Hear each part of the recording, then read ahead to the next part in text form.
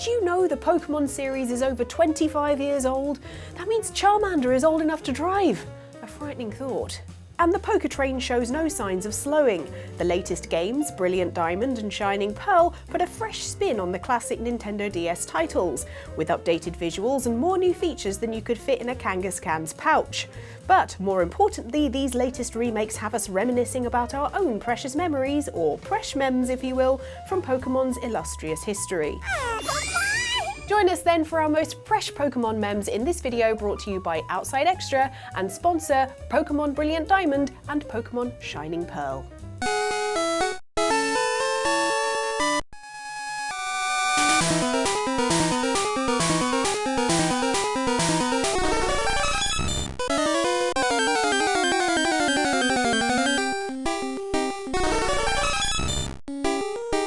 So I was obsessed with completing the Pokédex. I think that's the true goal of any Pokemon trainer, really, to catch them all. And the first Pokemon game I played was the very first set, red, blue, and then later the special Pikachu edition.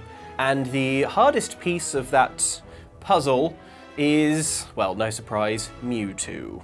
Mewtwo is a genetically tweaked version of Mew, the nice mythical Pokemon, and they've sort of pumped a load of bad chemicals into it or whatever until it's all like beefy and muscular and super strong. And Mewtwo can only be found when you have defeated the Elite Four and your hated rival Gary Oak, at which point you get access to a special cave. And deep within this dungeon, that's where Mewtwo is hiding. So it is very much the last thing of the game and is the toughest battle because Mewtwo is unbelievably strong.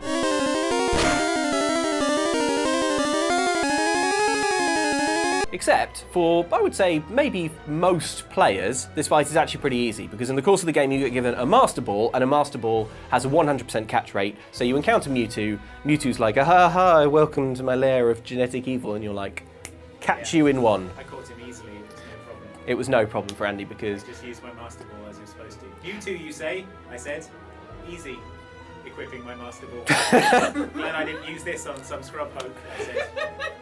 Alright, so flash back a little while to little Luke playing Pokemon on his original Game Boy. The first legendary Pokemon you encounter in the game is an icy bird called Articuno, and I was so bedazzled by its rare iciness that I panicked. I thought, what if it's something that you only get one chance to catch, not remembering that you could reload your save. You have to know that I was role-playing these games pretty hard. I didn't like reloading a save in these games because, like, you can't reload in real life, and I desperately wanted Pokemon to be real.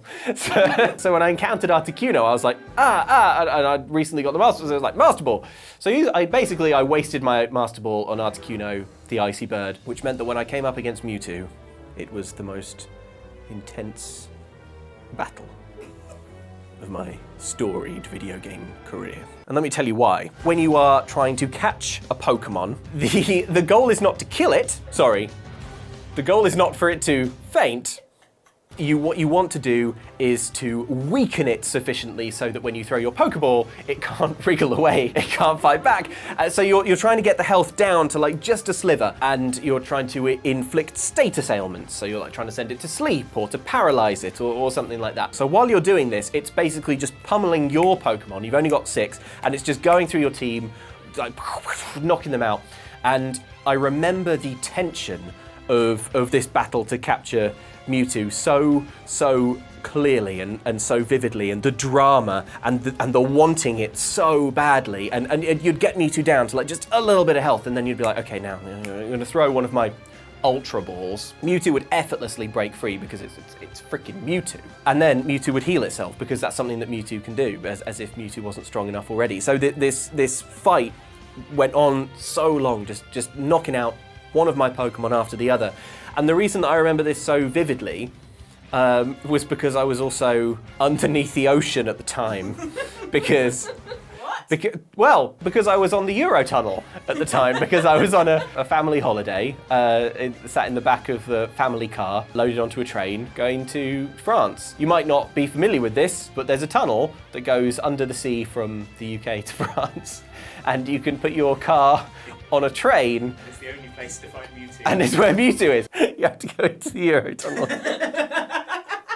They dug the They tunnel, dug too greedily and too deep. You know what the Eurotunnel teams awoke down there in the dark. I went in that tunnel a boy. Came out a boy with Eevee. Came out, yeah. When I think about Pokemon memories, the clearest memory that I have is in the back of my parents' stationary car, which was on a train going through a tunnel. So like dark, but there's orange lights being like vroom, vroom, vroom, vroom, like that. And obviously the Game Boy screen is quite dim anyway, so I'm like straining at it with an old Game Boy. Obviously I was only ever moments away from the battery dying. So like, I don't think I've ever concentrated so hard. I think I burned out all my brain cells basically on catching Mewtwo, and it was totally worth it. And then a little while later, I got Mew as well, completing the Pokédex. I got Mew by That truck, isn't he? yes, just under the truck. You push the truck and Mew pops out and says, "Haha, yaha, you found me, twee-hee."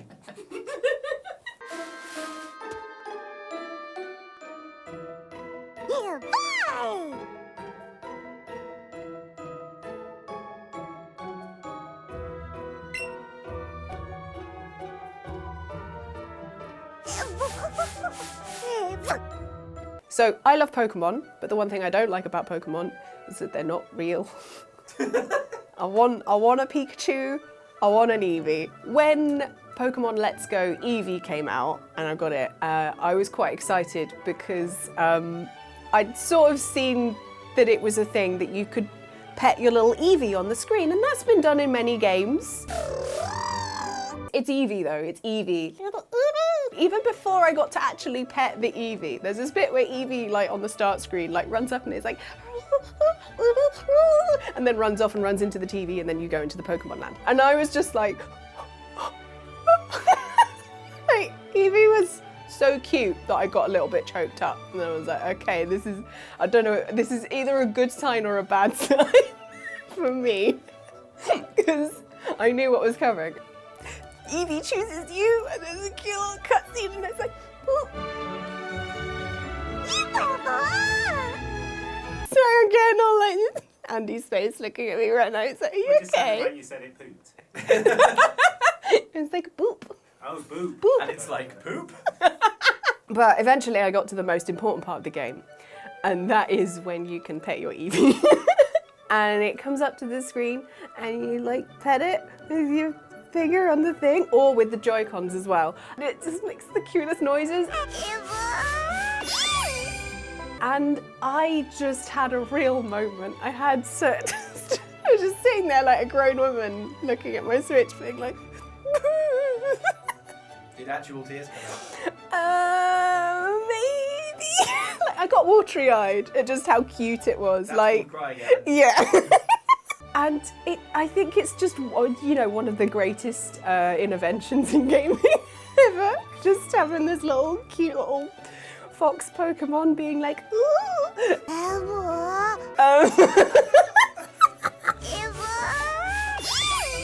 You do the ears, and then when Eevee's really happy, it's like, it's so cute. It's just made my life infinitely better. Like, I genuinely, for a while, I was just like having a bad time. Like, if I was having a bad time, you know, like just like, oh, stressed over anything, I'm just gonna open up Pokemon Let's Go Eevee. I just, like, Pokemon are so cute, but you can't, like, and this gives you at least, you know, that bridge, you know, you can get your plushies and everything, and you can cuddle your plushies, but do they go, ooh, They better not. Just gonna show it to you now, Ellen. Oh my goodness.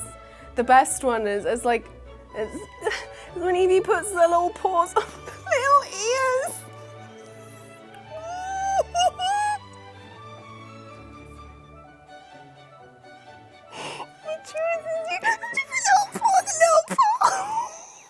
Eevee became your Pokemon and your friend, your best friend.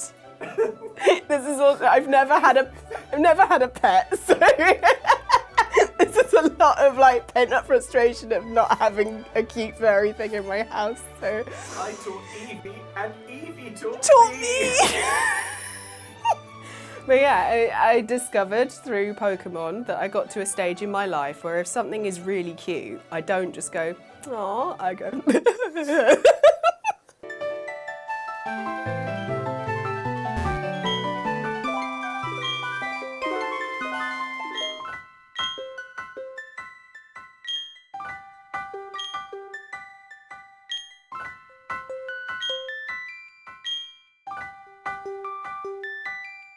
It's good we're talking about Pokemon Diamond and Pearl for this, I mean, in the broader sense, because that's probably the Pokemon game I got most into. I got Pokemon Pearl because if there's two Pokemon versions, Red and Blue, Diamond and Pearl, Sun and Moon, I generally go for the second one because the first one that comes out is always the most popular, and if you get the other one, then you have the rarer and sweeter pokes for trading, and you become the belle of the ball when the trading situations arise, everyone courting you. But there are lots of schools of thought on how best to assemble your Pokemon team. Do you go for a balanced team, able to deal with any eventuality? Do you trade Pokemon in and out for the different situations that you come up against? Or do you just try and create a core team of 6 that you level up? And most of the time when playing the game, that's generally the way I'll do it. I'll have a kind of balanced team. You got your fire, water, electric, flying, all that stuff, so you're ready for any eventuality. But when you finish the game and you defeat the Elite Four and you get the national decks and you're ready to go out there, that's when I like to assemble what I call the spooky squad. So yeah, you got your Crobat, your Drifloon, Gengar, Spiritomb, Houndoom, who is like a sort of hellhound. They're all good, but for me, the Grail Pokemon for my spooky team, it was Rotom, who is a electric ghost Pokemon, who has become sort of more mainstream since Diamond and Pearl came out. It's like a dishwasher now. Yeah, well, there was like Rotoms who were all different forms. There was like a microwave Rotom and a fridge Rotom. But in Diamond and Pearl, you could only get Rotom in one specific place, which was this spooky old haunted mansion off the woods, which was called the Old Chateau, and you had to go there at night. The chateau is full of ghost-type Pokemon and actual ghosts, and it's very spooky, very creepy in a way that Pokemon generally isn't, which I really liked. But so you can only get Rotom once you've got the national deck, so it is kind of at the very end of the game when you're a bit leveled up and stuff. And so you go into this mansion, you head upstairs, and you find this like spooky old television, which has just got static going on it. And if you interact with the television, then Rotom bursts out of the television, and you have to fight this Rotom. It's the only one in the game.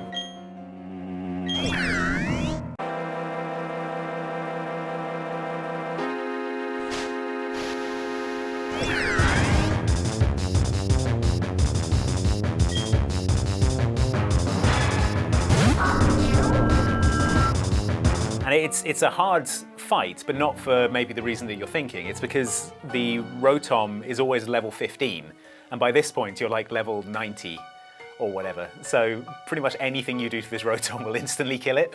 So you sort of have to handle it with kid gloves. If you got False Swipe, the move that just knocks them down to 1 hit point, that's great. But otherwise, generally, you just want to start chucking Ultra Balls at it to catch it, because if you hit it with anything, it's going to die. And it's pretty good at breaking out of Ultra Balls. So you're there just like pinging balls off this Rotom's head, trying to catch, or at least I was, trying to catch it. Eventually, managed to catch this Rotom, and it became the cornerstone of my team of spooky pokes. But what I loved about that was that there's only one in the whole game, and it just felt like having this sort of rare, exclusive, hard to get, hard to find Pokemon leading up my team of spooky ghost Pokemon. So yeah, that was like my favorite memory of playing Pokemon, was finally catching the cool Grail Pokemon Rotom and having him in my team of spooky, scary Pokemons. And I got it out of an old chateau, a haunted house. I had to deal with ghosts. It was great.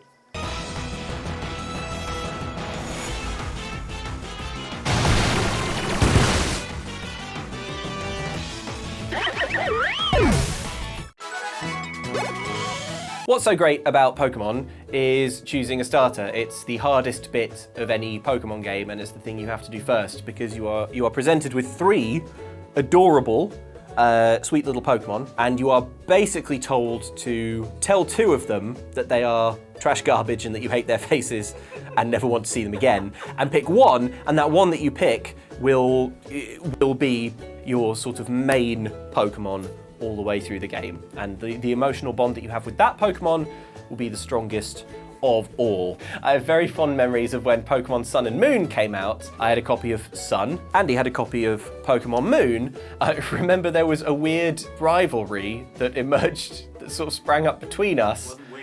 As we were, it was a little weird, as we were playing the game, as to whose starter was best. These starters that you can choose in Sun and Moon are Litten, which is a little cat that goes on fire, Rowlet, which is an owl, and that's the one that Andy chose. Loved by all. And your third choice, which is the one I went for, is Poplio.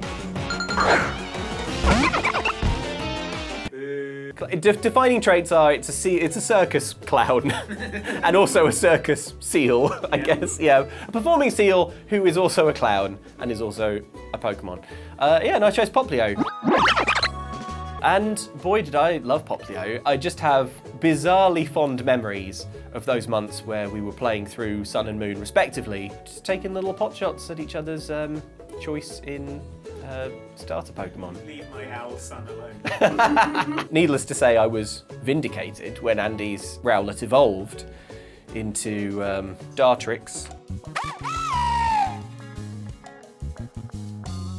Sure, he goes through an emo phase, but then he evolves into Decidueye, who's like a badass assassin with a hood. Decidueye, who is very much the Hawkeye of the Pokemon world. How dare you take that back? That's what Andy said to me, and he said, like my favourite, Hawkeye. That's not what I said. Poplio evolves into a Poplio, different kind of clown. Poplio takes a different road, the higher road, evolving first into Brionne and then eventually into Primarina. I don't know if you know any Latin, but Prima is Latin for greatest Pokemon. Greatest clown. No, it's clear like a beautiful, graceful, ethereal water type. The final evolution of Litten is Incineroar, which is basically a pro wrestler, which I know Andy has never said this, but if he'd have known that going in, surely that's what he would have chosen, because he loves pro wrestling so much.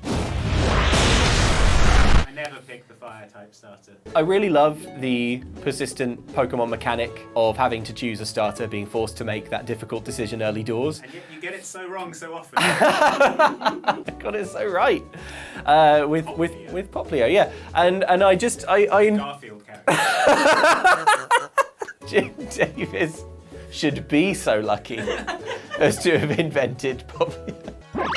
I like that about Pokemon games, the starter dilemma. I like that it faces you with that challenge. I like the 2 editions thing that kind of encourages that quite immature sort of playground competitiveness and, you know, trainer rivalry. I was very much the Ash Ketchum to Andy's Gary Oak. Whoa, hang on.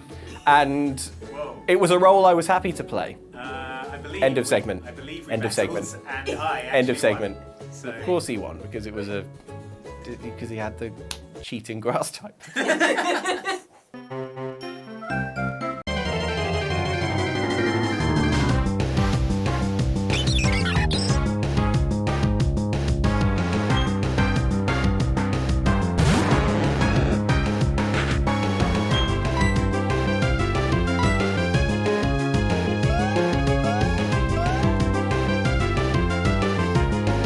Okay, so I have a confession to make. I was quite a latecomer to the Pokémon series. I never played the original Game Boy ones. I didn't have a Game Boy. So my first Pokémon was Pokémon Diamond, as it happens, which is obviously the game that is being reimagined for the Switch. I think my best Pokémon memory is probably the moment where Pokémon clicked for me, and it's a bit weird, probably. Early on in the game, you are obviously collecting your Pokemon. You get your starter Pokemon. Obviously, the most important relationship in a Pokemon trainer's life is between the Pokemon trainer and their starter Pokemon. And mine was Chimchar. What? Chimchar's a fine choice. What's wrong with you? Did you just not see Piplup or something? Uh, Piplup behind a wall? It's a little penguin. I'm not. The cutest one. I'm not looking for something to cuddle. I'm looking for something to battle. No, a chimp will tear your face off. So if I'm going into battle, I need a chimp. So I got Chimchar. He's great. He evolves into a like flaming hair chimp. It's great. Anyway, Chimchar's good, but actually not the Pokemon I really connected with. Very early in the game, you're given a fishing rod. People give you things a lot in Pokemon. They just hand you Pokeballs and sometimes Pokemon themselves and other bits and bobs. At one point, someone hands you an old fishing rod. And you head out to a little lake area just by the city, and you cast your rod, and you get a little bite, and it's Magikarp. Adorable Magikarp. And the moment that Pokemon really clicked for me was when I read the description of Magikarp in the Pokédex, which is brutal. Absolutely brutal. And I will read you. I'll get my phone and I'll read it. So this is Magikarp's actual Pokédex entry in Diamond. It says, "It is said to be the world's weakest Pokemon. No one knows why it has managed to survive." Not no one knows how it's managed to survive, but why? Why even bother? Why not just give up, Magikarp? You're so rubbish. And at that moment, I knew what I had to do. And that was to see Magikarp fulfill its destiny and smash some people up in Pokemon battles. So I made it my mission to basically evolve Magikarp to the absolute pinnacle of what it could possibly be.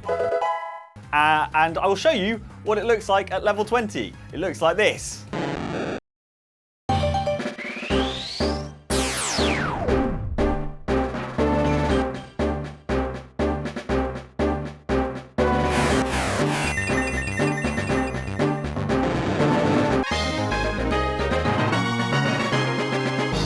Pretty badass, I think you can agree. So yes, the point when you finally get your Magikarp all the way up to its true destiny, its true calling, from being considered the worst and weakest Pokemon, that was the moment for me that Pokemon really clicked as a concept. And I'm sorry, Chimchar, but I'm always going to be slightly more fond of Magikarp than of you, my very first starter Pokemon. The other thing is the red Gyarados is the Pokemon that at the start of Diamond they're all looking for, right? It's the one that they've reported a sighting of. So there's a bit of intrigue there, and it kind of connects back to Pokemon Diamond. This is why Magikarp is the best Pokemon.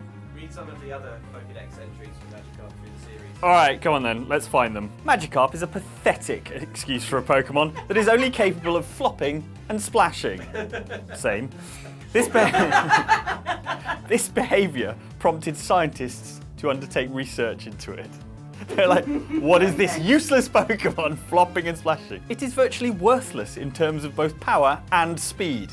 It is the most weak and pathetic Pokemon in the world. Famous for being very unreliable. It can be found swimming in seas, lakes, rivers, and shallow puddles. That's harsh, because if there's one thing Magikarp is, it's reliable. Yeah, reliably rubbish.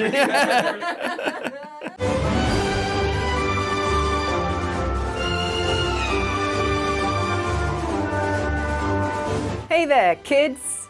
You know, back in our day, we didn't have these streaming platforms like you do nowadays. We didn't have YouTube. We couldn't watch brilliant YouTube videos by a channel called Outside Xtra or Outside Xbox. You know, you couldn't do that. A better time. A better time, yeah. We would watch Saturday morning television.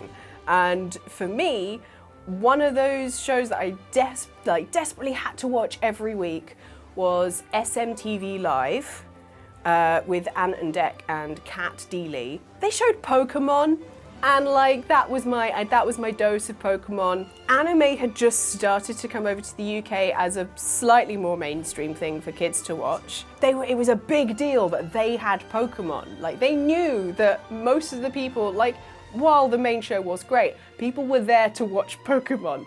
Pokemon time, Pokemon. It was just this great big build-up, and then it just felt like such an event to watch it. And it was something that everyone had been waiting for, and I absolutely loved that series. I think it was just, just joyful and finding all these cute little creatures, meeting, Misty. She's just so cute with her little Togepi. That was my first kind of exposure to the Pokemon series outside of seeing the cards and stuff. Good old days. Event television. Event television, exactly. Do you remember when Ash's Butterfree left? Yeah, that was a big deal, and it was Got a dry eye on the playground. it was children had like a water cooler show because it was like, that was the time that we got to watch it. And I was like, did you see it on Saturday? Did you see that this happened? Blah, blah, blah, blah. They met a Raichu, right? And the Raichu was like really cool and really powerful. And basically Ash was then kind of like, well, I want my Pikachu to become a Raichu because I want to be the very best that, you know, like no one ever was. But Pikachu doesn't want to be a Raichu. Pikachu's happy being a Pikachu, and Pikachu doesn't want to grow up yet into a Raichu. And I was watching this at a time in my life where I was like starting to kind of like, just before I was like going to secondary school in the UK, you know, when you're going to big school, and I was just, you know, there was this kind of like excitement about growing up, but also this like real fear of leaving childhood. It's like, I'm not ready to be a grown-up yet. I still want to like kids things. And spoiler alert, you can still like kids things as an adult. It's fine, little Ellen.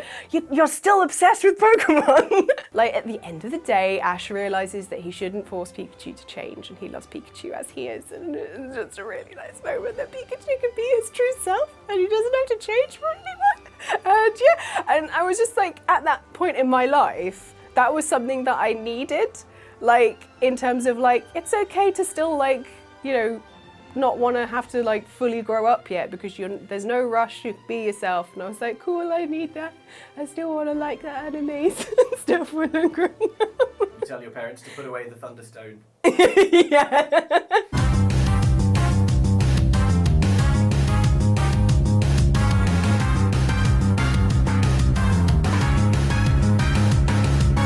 I remember at the height of Pokemon Go fever, I travelled to the United States for a game preview event. The game was not Pokemon Go, but I was deep in the paint with Pokemon Go at the time and had yet to catch any of the exclusive international Pokemons. But I remember the US had Tauros, which is a kind of bull with 3 tails.